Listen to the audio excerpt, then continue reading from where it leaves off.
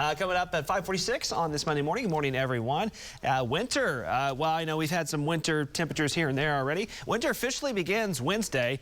Pretty fitting because Thursday, it will definitely feel like it from a temperature standpoint. Again, that's the winter solstice, 3:47 p.m.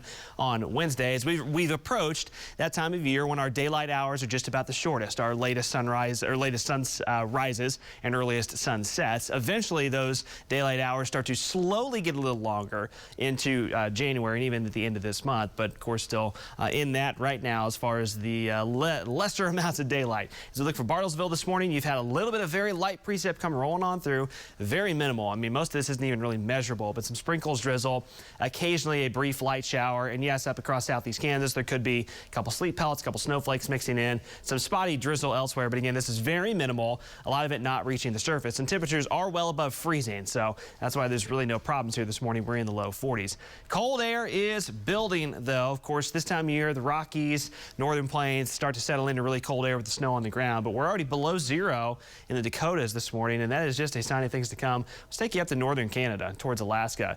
Oh boy, it is crazy cold up here. We're 25, 35, 40 degrees below zero in portions of northern Canada. So Arctic air, it's really air mass that's coming all the way across the poles from Siberia that's breaking loose and heading our way. So, I mean, true, like bitterly cold conditions are headed our way by Thursday. More on that in just a second. Hour by hour for our Monday, I really think this afternoon is going to be pretty good as some sunshine breaks back out. Upper 40s, still cool, kind of chilly with a steady breeze, but the sunshine certainly will be nice for the second half of the day. Near and west of Tulsa is where sun will return. East of Tulsa, still cloudier. Highs generally 40s, below 50s west of the Tulsa metro. Clouds thicken back up tomorrow morning, and we'll be around the freezing mark. It could be a spot or two of drizzle in the morning. Tomorrow, we're going to hope that cloud deck breaks up a little bit. You know the drill this time of year. When we get stubborn clouds and light winds, often those clouds don't want to go anywhere. So that's maybe what ends up happening tomorrow. But if we can get some sun breaks, we'd end up a little bit warmer. Now let's jump ahead to Wednesday and specifically Thursday. The precip part of this first, because we're talking cold air. And by now, if you've been following the forecast, you know it's going to be bitterly, bitterly cold. Behind the cold front, out ahead of it, early Thursday morning, some rain develops.